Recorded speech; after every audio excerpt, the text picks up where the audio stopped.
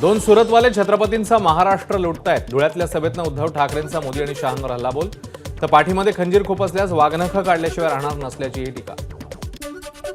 EVM hack करण्यासाठी एका व्यक्तीची अंबादास दानवेंकडे 2.5 कोटी रुपयांची मागणी। सापळा रचत अंबादास दानवेंच्या भावाने 1 लाख रुपये घेताना मारुती ढाकणेला रंगेहात दिलं पकडून।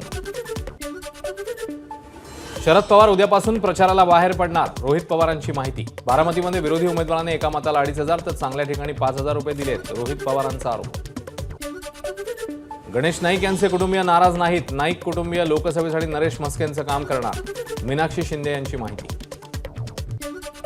माढा लोकसभा मतदारसंघात कांदा उत्पादक शेतकऱ्यांची नाराजी। माढ्यामध्ये कांद्याने मतदान केल्याचा व्हिडिओ व्हायरल, धैर्यशील मोहिते पाटलांना मतदान केल्याचा व्हिडिओ।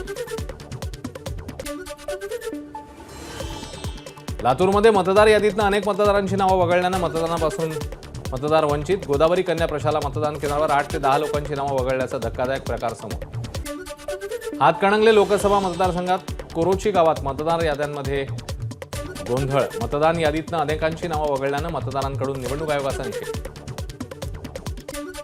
गोंदिया जिल्ह्यात वादळी वाऱ्यासह गारांचा पाऊस। पावसामुळे कापणीला आलेल्या धान पिकाचं मोठ्या प्रमाणात नुकसान। उकाड्याने हैराण झालेल्या गोंदियाकरांना काहीसा दिलासा।